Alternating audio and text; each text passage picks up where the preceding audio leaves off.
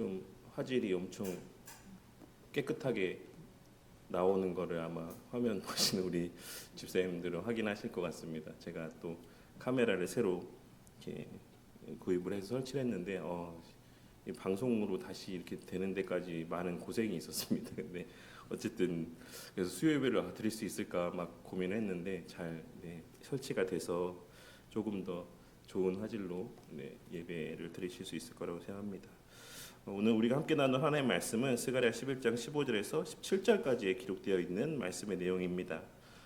지난 시간에 우리는 물론 오늘 이 시간 말씀도 뭐 그렇게 우리에게 달갑고 막 우리 기분을 확 좋게 하는 말씀은 아니지만 지난주의 말씀도 사실 우리의 마음을 많이 찌르는 그러한 말씀의 내용들을 함께 나누었습니다.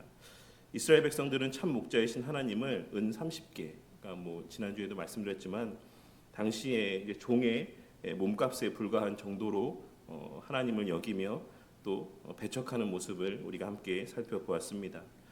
그들은 하나님의 가치를 종 한 사람의 가치였던 은 30개로 여김을 통해 그들의 마음 가운데 자리하고 있는 하나님의 가치라고 하는 것이, 그러니까 그들이 늘 입으로는 하나님을 경외한다라고 말하고 하나님을 섬긴다라고 이야기했지만 실상 그들의 마음 깊은 곳에 자리하고 있었던 그들의 본심, 하나님의 가치에 대한 본심은 그저 자신들의 원하는 바를 들어주는 종과 같은 정도로 여겼고 그나마의 가치 또한도 얼마 되지 않는 고작 한 사람 정도의 가치로 여겼다라는 사실을 우리가 함께 지난 시간의 말씀을 통해 또 생각해 볼 수 있었습니다.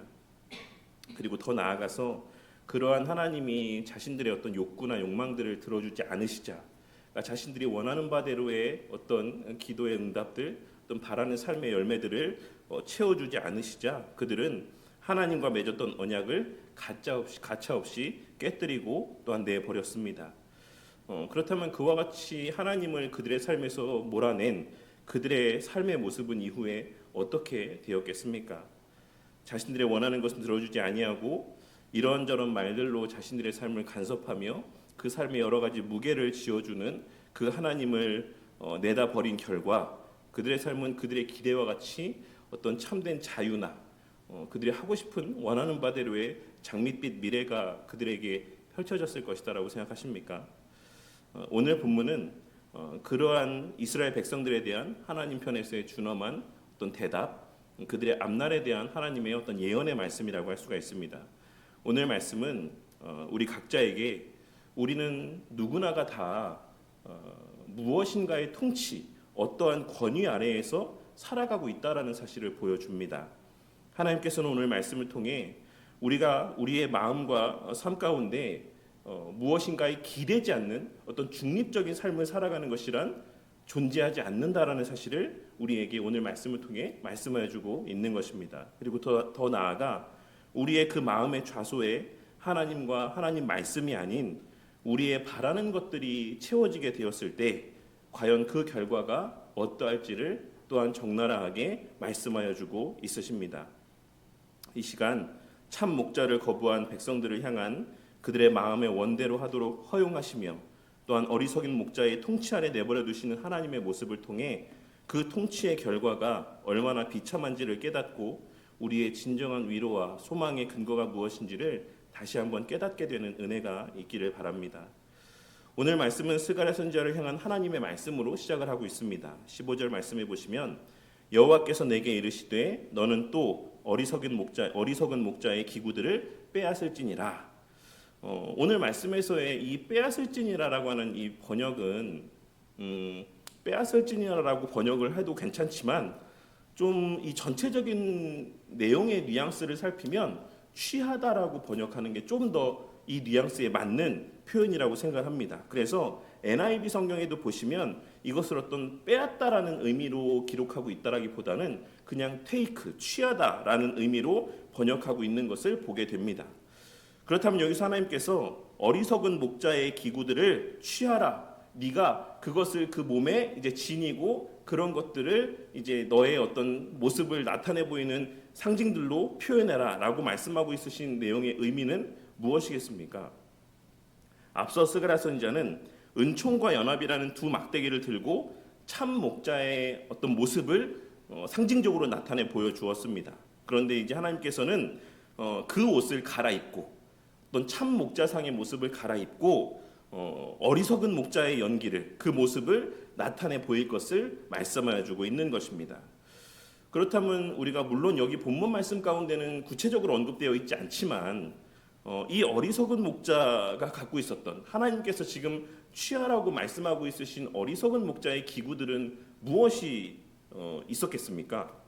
그것을 알기 위해서 우리는 먼저 참 목자의 기구는 무엇일까? 라고 하는 것에 대해서 좀 생각해 볼 필요가 있는데 아마도 진짜 목자들, 참 목자들은 우리가 잘 알고 있는 것처럼 뭐 다윗이나 혹은 뭐 교회의 벽화 같은 데도 잘 이렇게 표현되어 있는 것처럼 목자이신 예수님에 대해서도 잘 표현되어 있는 것처럼 보통 일반적으로 당시의 목자들은 두 개의 막대기를 지니고 있었습니다. 하나는 외부로부터 오는 뭐 늑대라든지 맹수들로부터 양떼를 지키기 위한 무기로서의 막대기가 하나 있었고 또 자신의 양떼를 잘 바른 길로 인도하기 위한 목적에서의 그런 막대기 뭐 이렇게 두 개를 갖고 있든지 아니면 하나를 그 두 가지의 용도로 사용하든지 이렇게 사용을 했었을 것입니다. 그리고 또한 우리가 여러 가지 문헌들이나 또 설교 때도 종종 말씀드렸던 것처럼 당시의 목자들은 또 그 상처받은 양떼들을 돌보기 위한 여러 가지 치료할 만한 치료제들 또한도 이렇게 지니고 있었던 것으로 알려져 있습니다. 뭐 기름이 대표적인 뭐 예겠죠. 그러나 어리석은 목자는 그와 반대로 무엇을 갖고 있었을 것인가라고 생각해 보자면 양을 돌볼 도구 대신 양을 위협할 몽둥이만을 갖고 있었을 것입니다. 외부의 적으로부터 양을 고쳐줄 지켜줄 그런 어떤 방어용의 무기보다는 자신의 양떼들을 칠 몽둥이만을 갖고 있었을 것이고 그 양떼를 어떻게 치료할 어떤 치료제보다는 양털을 깎고 그것을 담을 어떤 포대 같은 것, 빈자루 같은 것만 가지고 있었을 것이 분명합니다. 그리고 양이 아닌 자기 유익만을 생각하는 어리석은 목자는 양들의 상처를 쌀 붕대나 기름병 같은 것들은 당연히 뭐 챙기지도 않았을 것이 분명한 것입니다. 하나님은 스가랴 선지자에게 그러한 어리석은 목자의 기물, 즉 몽둥이와 뭐 양털을 깎아서 자기의 어떤 유익만을 취할 이런 도구들만을 챙기고 몸에 갖추라, 그것을 취하라라고 말씀하심을 통하여서 당시에 이스라엘 백성들이 참 목자를 거부하고 이제 그들이 하나님 없는 삶을 택하였을 때 그들 위에 자리하게 될 권위자들의 모습을 이러한 상징적인 모습으로 나타내 보여주고 있으신 것이다라고 할 수가 있는 것입니다. 오늘날에는 사실 이러한 어떤 눈에 보여지는 계시의 방식들을 취하지 않으시죠. 오늘날에는 완성된 66권의 성경의 말씀을 통해서 우리에게 말씀하시지만 당시의 시대 가운데는 하나님께서 이러한 눈에 보여지는 가시적인 모습들과 행위들을 통해서도 하나님의 말씀들을 그들에게 알려주셨던 것입니다. 그래서 하나님께서는 너희가 참 목자를 버렸느냐? 그러면 이제 너희들 앞에 어떠한 권위자들이 세워질지를 내가 보여주겠다라고 말씀하여 주고 있으신 것입니다. 그런데 오늘 말씀을 보시면 그 어리석은 목자는 누가 세우시는 것이다라고 말씀하고 있습니까?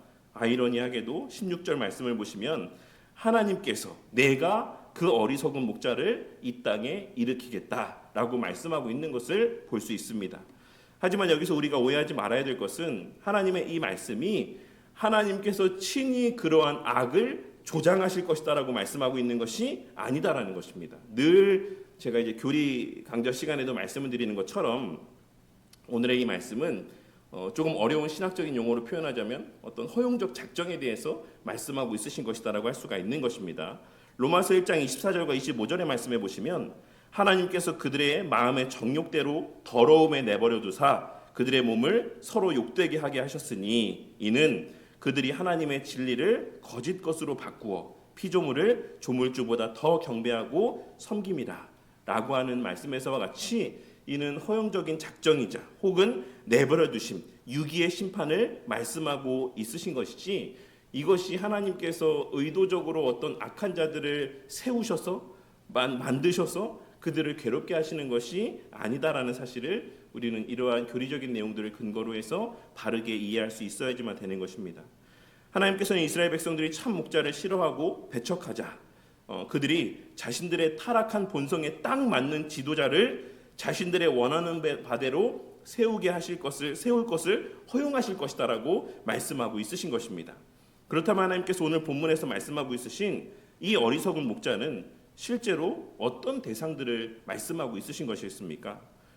물론 1차적으로는 그 당시 스가랴 선지자 당시에 존재했던 여러 타락한 종교 지도자들을 의미하는 것이다라고 할 수 있습니다. 그리고 더 나아가서는 예수님 때에도 존재했던 여러 대제사장이나 서기관들이나 바리새인들과 같은 그러한 종교 지도자들을 예언하고 있는 말씀하고 있는 내용이라고 할 수가 있는 것입니다. 예수님 당시의 바리새인들과 서기관들 그리고 대제사장들은 겉으로는 화려한 옷을 입었고 그 입에는 거룩한 말들이 담겼으며 그들의 모든 행실들 또한도 율법의 어떤 한 점의 어긋남이 없는 그러한 아주 지극히 바른 모습이었지만 그들의 손에는 양을 살리는 도구가 없었고 그들의 입에는 양을 살리는 말씀이 담겨 있지 않았습니다.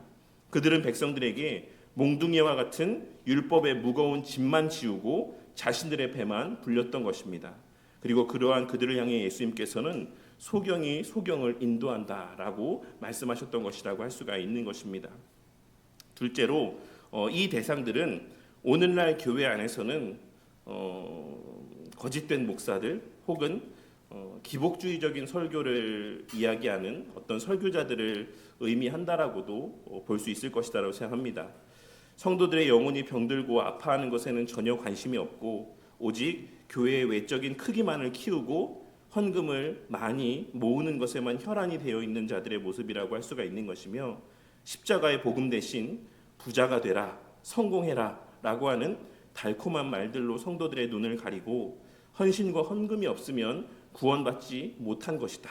혹은 하나님의 심판이 임할 것이다 라고 성도들을 겁박하며 결국은 성도들을 위함이 아닌 자신의 욕구와 욕망을 채우기 위한 목적으로 성도들을 착취하고 그 성도들을 수단으로 삼는 자들이 오늘 말씀에서의 이 시대의 어리석은 목자와 같은 자들이라고 할 수가 있는 것입니다.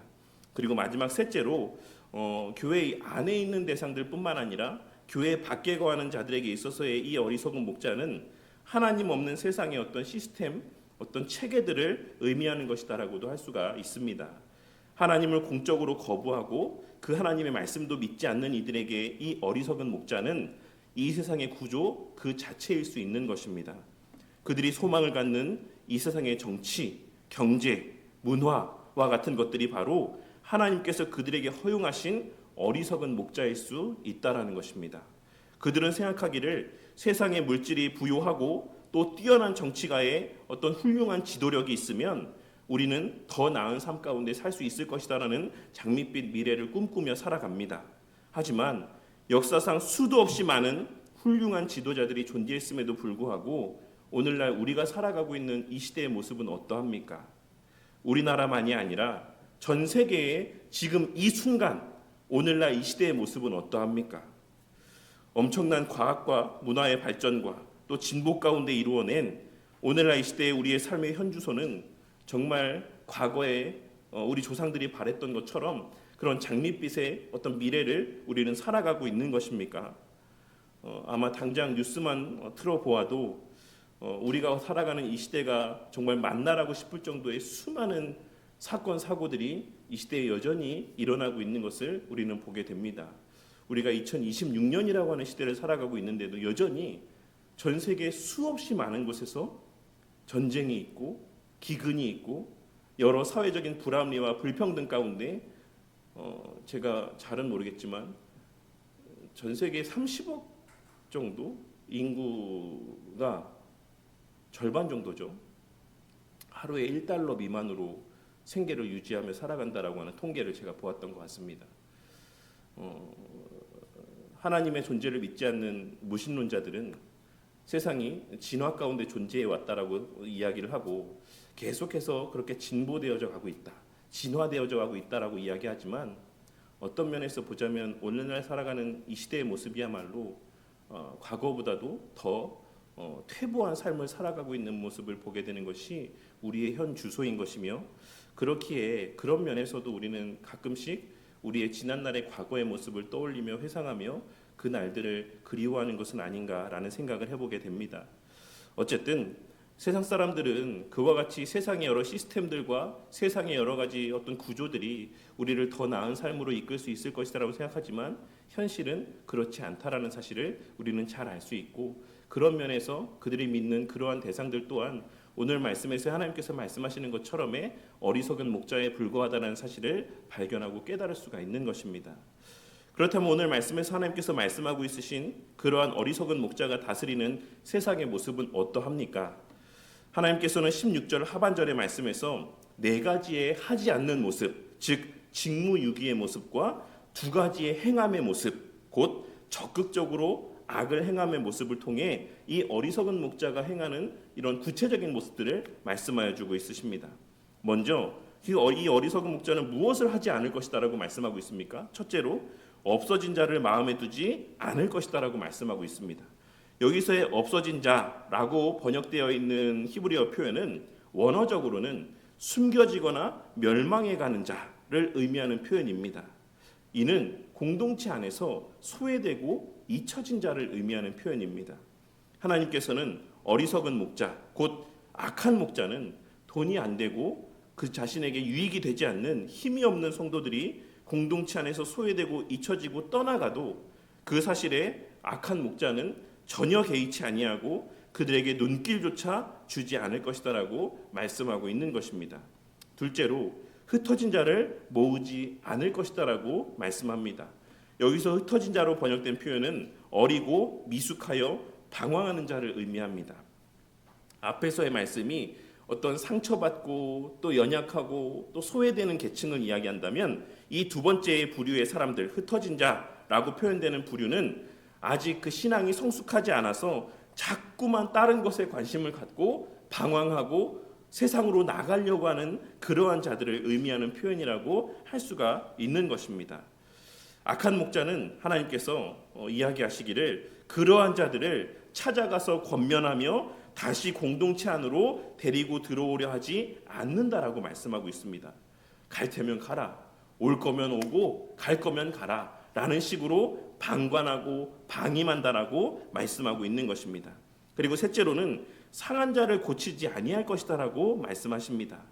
성도들이 각자의 부족과 연약으로 말미암는 죄의 문제로 인하여서 혹은 여러 삶에서 겪는 고통의 문제들로 인하여서 아파하고 고통스러워할 때 그 상처받은 자들을 돌아보지 아니하고 그들을 말씀으로 위로하지 아니하며 치유하지 않을 것이다라고 말씀하고 있는 것입니다. 그리고 마지막 넷째로 이 또한도 사실 말씀과 관계된 부분인데 강건한 자를 먹이지 아니할 것이다라고 말씀하고 있습니다. 심지어는 건강하게 잘 있는 성도들에게도 어떤 면에서는 그런 마음이겠죠. 뭐 굳이 신앙생활 잘 하는데 내가 뭐 저런 사람들에게까지 뭐 챙겨서 말씀을 잘 먹일 필요가 있겠냐? 알아서 말씀도 잘 보고 신앙생활 잘 하는데 라는 식의 태도를 보인다라고 말씀하고 있는 것입니다. 그들에게 있어서의 건강한 양들은 오히려 건강하기에 더 신경 쓸 필요가 없고 돌볼 필요가 없는 대상으로 여겨지고 그저 그들의 유익을 채워주는 어떤 훌륭한 수단이자 도구로 여겨질 뿐이다라고 말씀하고 있는 것입니다.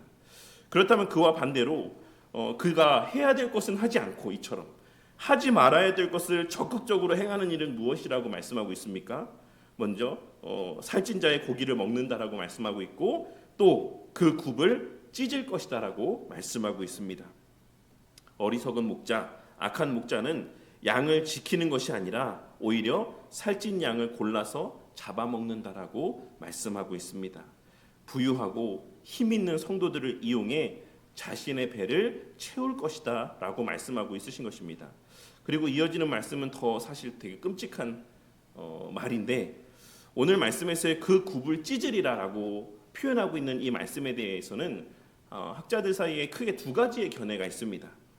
그 중에 하나는 양이 도망가지 못하도록 발굽을 찢어버리는 잔인함을 표현하고 있다는 견해가 있고 그래서 그 곁을 자신의 곁을 도망가지 못하도록 그래서 계속해서 착취할 수 있도록 그 곁에 머물 수 있도록 발굽을 찢어버리는 것을 의미하는 것이기도 하고 또 다른 하나는 그의 고기를 다 발라 먹고도 모자라 그 굽 사이에 붙은 작은 살점 그 연골 하나까지도 착취하는 어떤 이러한 극한의 탐욕에 대한 묘사라고 해석하는 견해도 있습니다.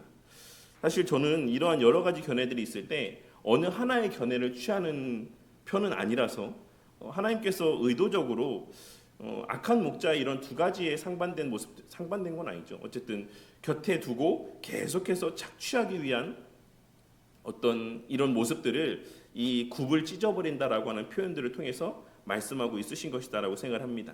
악한 목자, 거짓 목자들은 자신들이 감당해야 될, 마땅히 돌보아야 될 그 양에 대한 책임을 다하지 아니하고 오직 그 양들이 도망가지 못하도록 자신의 곁에 붙들어두며 그들을 통해 자신의 배를 채우고 불리는 것에만 관심이 있다라는 사실, 그리고 그 목적을 위해서라면 발굽에 붙은 남아있는 살점 하나까지도 끝까지 빼앗먹는다라는 사실을 적나라하게 말씀해주고 있는 것이다라고 할 수가 있는 것입니다.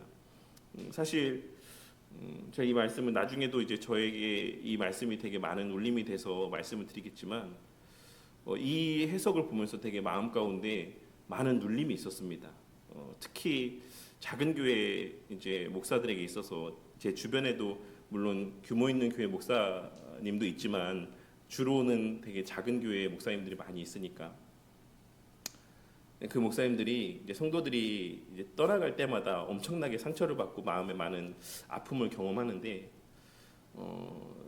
예전 시대 목사님들은 어떤 말씀을 했냐면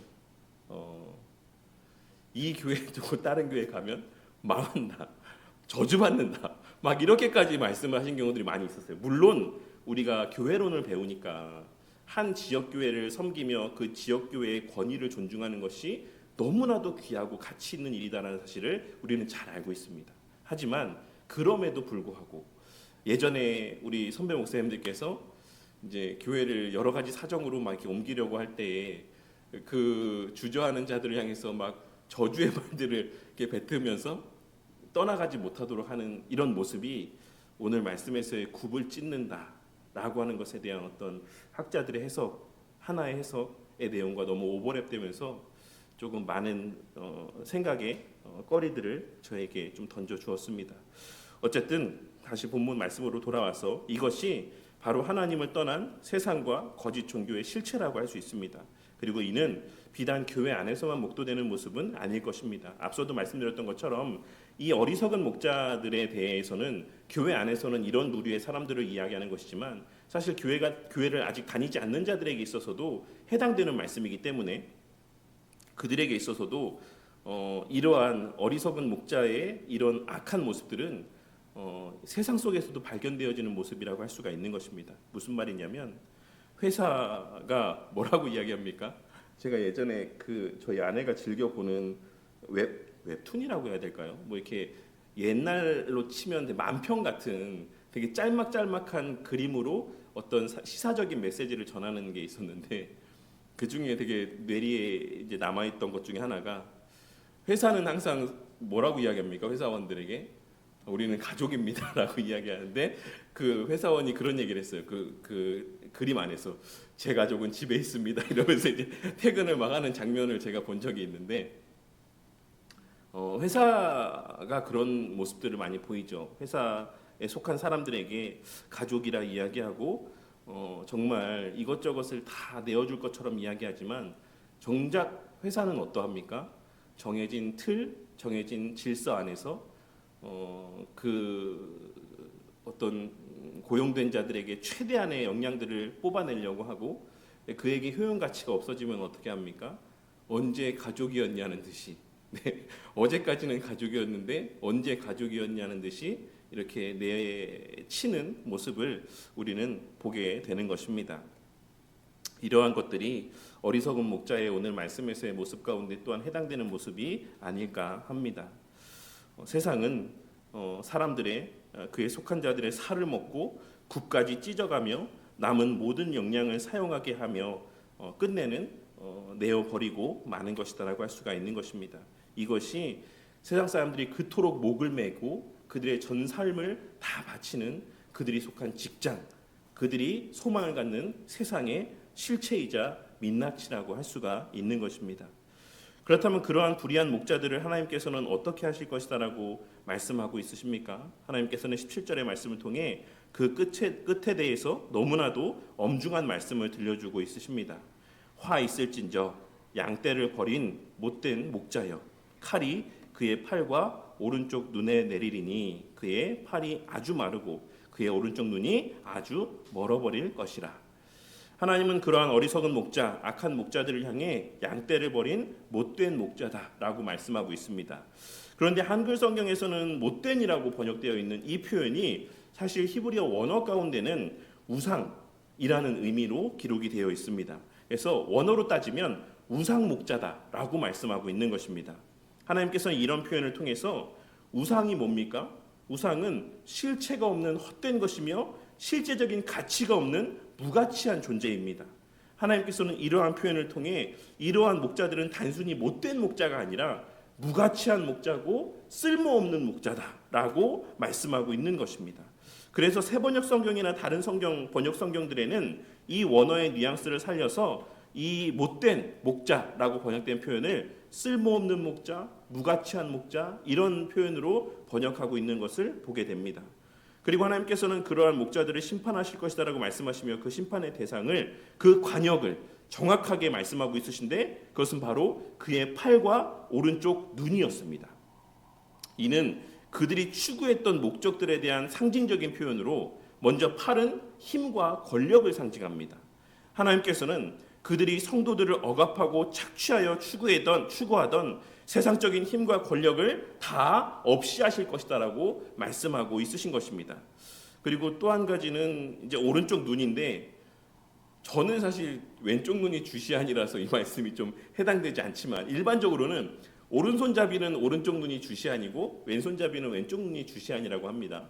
그런 일반적인 상황 속에서 이 오른쪽 눈이라는 표현은 그 사람이 가장 주로 사용하는 눈을 의미합니다. 그러니까 뭡니까? 눈은 분별하는 능력을 이야기하는 것이죠. 그래서 오른쪽 눈이라는 이 표현, 오른쪽 눈에 대한 하나님의 이 말씀은 그 지혜와 판단력을 상실하게 만들 것이다라는 의미의 말씀이라고 할 수가 있는 것입니다. 그래서 그들의 그러한 지혜가 어두워져서 결국 스스로 파멸의 구덩이에 빠지게 될 것이다 라고 말씀하고 있으신 것이다라고 할 수가 있는 것입니다. 사실 이 말씀을 보면서도 제가 좀 많은 생각을 했습니다. 최근에도 사실 좀 좋지 못한 교계의 뉴스들 때문에 좀 마음이 좀 좋지 못했는데, 나이가 드신 목사님들 가운데, 그러니까 젊었을 때는 너무나도 존경할 만하고 너무나도 지혜롭고 말씀에도 너무나도 능력이 있었던 목사님들이 이렇게 나이가 들어가시면서 그 젊었을 때의 모습과는 너무 상반된 모습을 이렇게 나타내 보이는 모습을 보게 될 때가 있어요. 제 아주 가까이에도 이제 그런 목사님이 계신데 그런 모습을 보면서 좀 안타까운 마음을 갖게 될 때가 많습니다. 그런데 오늘 말씀에서의 하나님께서 이런 말씀하시는 것을 들으면서 비단 어떤 특정한 누군가에 대한 것을 말씀하는 것이 아니라 어느 누구라도 하나님께서 원하시는 바, 하나님께서 그 목자에게 맡기신 그 본래의 사명 가운데 집중하지 않았을 때에는 이러한 잘못된 길에 빠지게 될 수 있겠다라는 생각을 이 말씀을 보면서 다시 한번 생각을 해보게 되었습니다.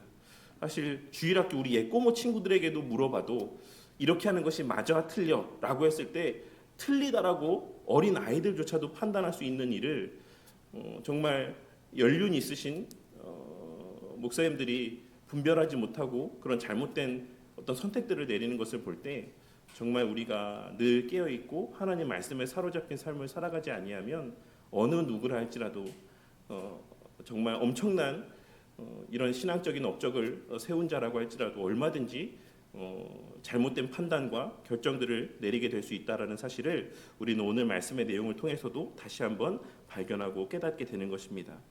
그렇다면 오늘 우리가 함께 나눈 이 하나님 말씀이 오늘날 살아가는 우리 자신과는 어떤 관계가 있고 우리 각자에게 어떻게 적용해야 되겠습니까? 단지 제가 좀 전에 말씀드렸던 것처럼 아유, 그런 목사님들 보십시오. 저 목사님들 저렇게 되지 않습니까?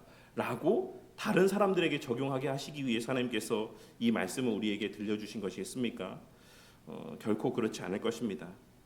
우리가 성경 연구 방법론에서도 배웠던 것처럼 우리가 말씀을 보고 말씀을 듣는 데 있어서 가장 중요한 정점은 적용에 있는 것이고, 그 적용은 언제나 우리 각자 자신이 최우선이 되어야만 하는 것입니다. 오늘 말씀 또한도 하나님께서 저와 우리 성도님들에게 무엇인가 깨닫게 하시고 그 삶에 적용하게 하시기 위해서 들려주시는 말씀이라고 할 수가 있는 것입니다.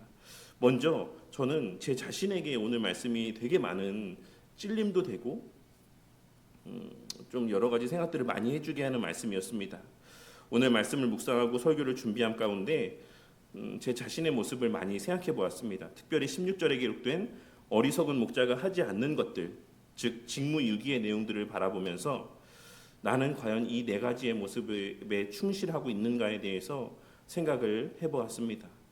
과연 나는 없어진 자들을 마음에 두고 있는지, 교회 안에서 소외되고 잊혀진 성도들, 오랫동안 얼굴을 보지 못하는 성도들을 위해서 기도하며 그들을 찾아가고 신방하고 있는지에 대해서 생각을 해보았고, 흩어진 자들을 모으고 있는지, 신앙이 연약하여서 자꾸만 세상으로 나아가려는 성도들을 권면하고 돌아보는 데 힘쓰고 있는지, 아니면 알아서 하겠지, 때가 되면 다 신앙생활 제대로 할 수 있게 되겠지 라고 생각하며 방치하고 있진 않은지에 대하여 생각을 해보았습니다.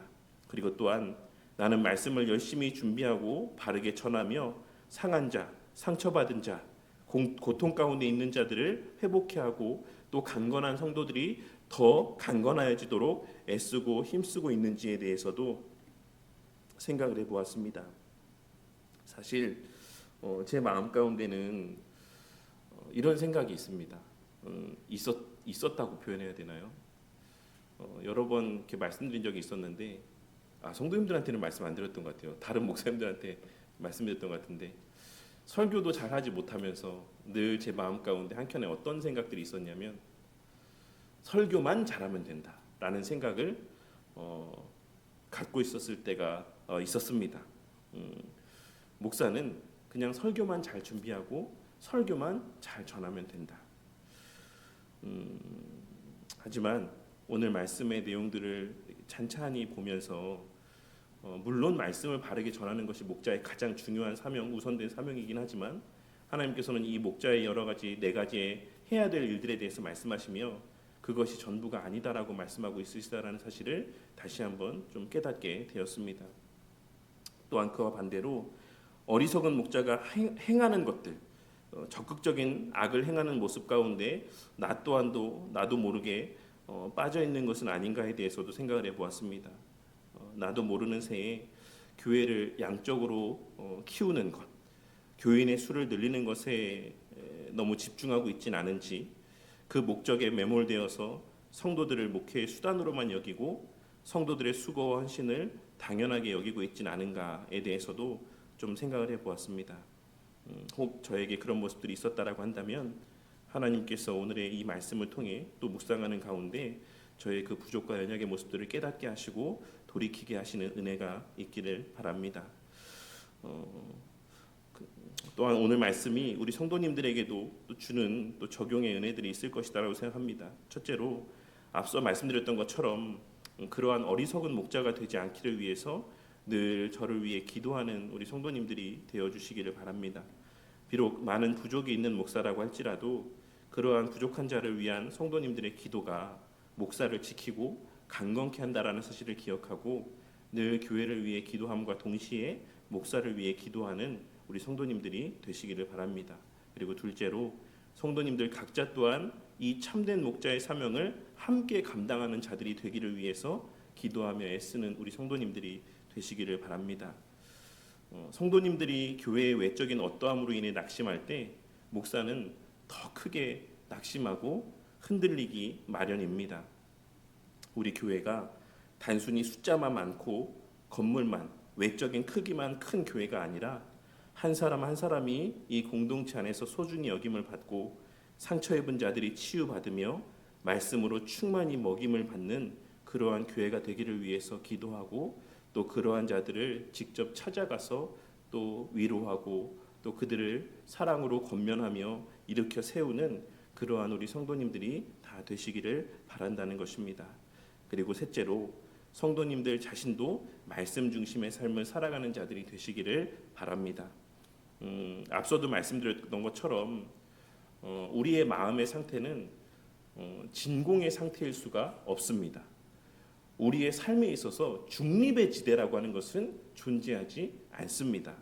우리의 마음 가운데 하나님과 하나님의 말씀이 자리하지 않는다라고 한다면 그 안에는 아무것도 자리하지 않는 상태가 존재할 수 없고 다른 무엇인가가 반드시 그 마음 가운데 자리하기 마련이라는 것입니다.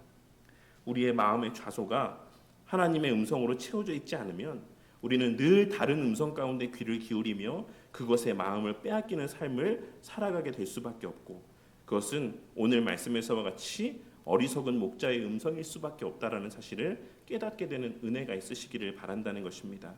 그렇기에 우리는 언제나 힘써 말씀을 보고 말씀에 집중하며 참 목자의 음성에 귀를 기울이는 삶을 살기 위해 애써야지만 되는 것입니다. 얼마 전에도 말씀드렸지만 우리가 흔히 하는 염려, 근심이라고 하는 것은 사실 엄청난 집중력을 요하는 묵상입니다. 다만 그 대상이 말씀이 아니라 우리가 처한 현실과 그로 말미암아 벌어질 일들에 대한 최악의 가정일 뿐인 것입니다. 무슨 말인지 아시겠습니까? 우리의 근심, 우리의 염려라는 것은 그냥 아무것도 하지 않는데 그냥 내 마음 가운데 불현듯 생각나는 것이 아니라 우리가 그 어떤 현실에 대해서 집중적으로 묵상할 때 생겨나는 감정들이고 반응들이라는 것입니다. 그러니 이 묵상의 대상을 바꾸기 위해 애쓰는 저와 우리 모두가 되기를 바랍니다. 성경에서 말하는 묵상, 곧 하가라는 표현은 그저 속으로 잠잠히 우리가 일반적으로 묵상하다라고 생각했을 때 떠올리는 이미지와 같이 얌전하게 생각에 잠기는 모습이 아니라 마치 사자가 먹이를 물고 으르렁거리듯 입술을 열어 되뇌이는 것을 의미하는 표현입니다. 그렇다면 무엇을 되뇌이는 것입니까? 기록된 하나님의 약속의 말씀을 되뇌이고 그 말씀이 내 삶에서 실제로 실현되었던 순간들을 되뇌이는 것입니다. 그래서 다윗이 원수들에게 쫓기며 기록한 시편으로 알려져 있는 시편 143편 5절과 6절 말씀에는 다음과 같은 다윗의 고백이 기록되어 있습니다. 내가 옛날을 기억하고 주의 모든 행하신 것을 읊조리며 주의 손이 행하신 일을 생각하고 주를 향하여 손을 펴고 내 영혼이 마른 땅같이 주를 사모하나이다. 여기서 읊조리며라고 번역되어 있는 표현이 하가라는 표현입니다. 묵상하다라는 표현입니다. 묵상은 그냥 내 마음속에서 어떠한 생각들을 조용히 떠올리는 것이 아니라 끊임없이 입을 열어 그 하나님의 행하신 일들과 하나님의 약속하신 바들을 계속해서 되뇌이고 중얼거리는 것을 의미한다라고 할 수가 있는 것입니다. 그 의미의 차이는 어디서 발생하는 것이겠습니까? 이 말씀이 동일하게 근데 또 되게 아이러니하게도 이 하가라는 표현이 어떤 의미로도 번역이 되냐면 염려하다, 근심하다라고도 번역이 됩니다. 이 차이가 어디서 발생하는 것이겠습니까? 우리가 하나님의 행하신 일들을 읊조릴 때에는 그것이 우리에게 위로가 되고 소망이 되지만 세상의 여러 가지 처한 현실들을 바라보며 그것을 읊조릴 때에는 그것이 우리의 마음 가운데 염려와 근심으로 열매 맺게 된다라는 사실을 의미한다라고 할 수가 있는 것입니다. 그렇지 않습니까? 나 내일 발표 어떻게 해야 되지? 나 내일 시험 어떻게 봐야 되지? 이 얘기를 하니까 문득 저의 모습이 생각이 나네요. 졸업고사를 볼 때 성도님들 앞에서 시험을 어떻게 봐야 됩니까? 이거를 계속 생각하니까 마음에 불안과 염려만 계속 이렇게 떠오르는 제 자신의 모습이 순간 떠올랐습니다. 그처럼 우리가 우리의 처한 현실과 아직 일어나지도 않은 미래의 것들에 대해서 읊조릴 때에는 우리는 근심하게 되고 염려하게 되지만 다윗과 같이 우리의 지난날 하나님이 내 삶 가운데 행하신 일들 그리고 하나님께서 이 기록된 말씀을 통해 우리에게 말씀하신 바들을 우리가 읊조릴 때 그 묵상의 시간들은 우리를 평안의 자리로 온유함의 자리로 소망의 자리로 이끌 것이다라는 사실을 우리는 다윗의 실제적인 예를 통해서도 확인하고 깨달을 수가 있는 것입니다. 이 사실을 깨닫고 세상이 주는 헛된 약속, 근거 없고 실체 없는 허황된 말과 현실들의 마음을 빼앗기지 말고 언제나 참 목자 되신 우리 주 예수 그리스도의 말씀과 그분이 나타내 보이신 본을 묵상하고 읊조리며 그 약속과 실체들을 마음에 가득 채우고 늘 참된 위로와 평안이 가득한 삶을 살아가는 저와 우리 모두가 되기를 바랍니다. 말씀을 맺겠습니다. 어리석은 목자는 양의 굽까지 찢지만 참 목자 되신 우리 예수님께서는 자신의 몸을 찢어 우리를 살리셨습니다. 어리석은 목자는 우리를 착취하고 버리지만 참 목자이신 예수님은 잃어버린 우리를 끝까지 찾아오셔서 참된 양식과 음료로 자기의 살과 피로 우리를 먹이시는 분이십니다. 그리고 그 무엇보다 참 목자이신 우리 주 예수 그리스도께서는 오늘 말씀에서의 참 목자보다 어리석은 목자들을 더 바랬던 우리의 그 죄악들, 지난날의 죄된 모습들을 대신 감당하심을 통하여서 이제 우리의 어떠함에도 불구하고 그 은혜로 우리를 새롭게 하심 가운데 하나님 나라의 백성다운 삶을 살아가게 하십니다. 이 사실을 깨닫고 비록 내 눈에 내 생각에 이해가 되지 않게 보여지는 일들이 있다라고 할지라도 때로는 하나님의 말씀이 하나님께서 주시는 그 마음의 감동들이 나의 처한 현실과 비교해 보았을 때 너무나도 이해가 되지 않고 말이 되지 않는 것처럼 여겨진다라고 할지라도 그것이 바로 성령 하나님을 통해 주시는 마음의 감동이자 인도하심의 말씀인 것을 깨닫고 그 인도하심에 민감히 반응하며 그 깨닫게 하신 바대로 살아가기 위해 주의 도우심을 구하고 힘쓰며 노력하는 우리 모든 바른교회 성도님들이 다 되시기를 바랍니다. 목사인 저는 지금의 처한 열악한 상황을 탓하며 핑계대기보다 내가 지금 여기서 어떻게 더하냐, 내가 몸이 하나인데 내가 얼마나 더 많이 해야 되냐라고 이야기하며 핑계대고 마땅히 해야 될 도리에 소홀하기보다 이러한 상황 속에서도 하나님의 말씀을 신뢰하며 참 목자로서의 역할을 감당하기 위해 애쓰고 성도님들은 이 목사의 입술을 통해 선포되는 말씀과 치리를 잘 따르며 각자 스스로도 말씀을 보기에 힘쓰고 그 말씀대로 순종하기 위해 애쓰는 성도님들이 되시기를 바랍니다. 왜냐하면 이러한 삶에만 참된 소망이 있고 위로가 있으며 기쁨과 만족이 있기 때문입니다. 이러한 사실들을 마음에 새기고 우리 교회가 어리석은 목자의 헛된 다스림 가운데 늘 고통과 거짓된 실체 없는 기쁨, 무가치한 세상적인 즐거움만 가득한 교회가 아닌 앞으로도 지금처럼 우리의 유일한 목자 되신 주 예수 그리스도의 돌보심의 은혜 속에서 하나님 나라의 복, 그 참된 복과 기쁨을 충만히 누리고 만끽하며 증거하는 교회로 세워져 가기를 주님의 이름으로 간절히 축원합니다.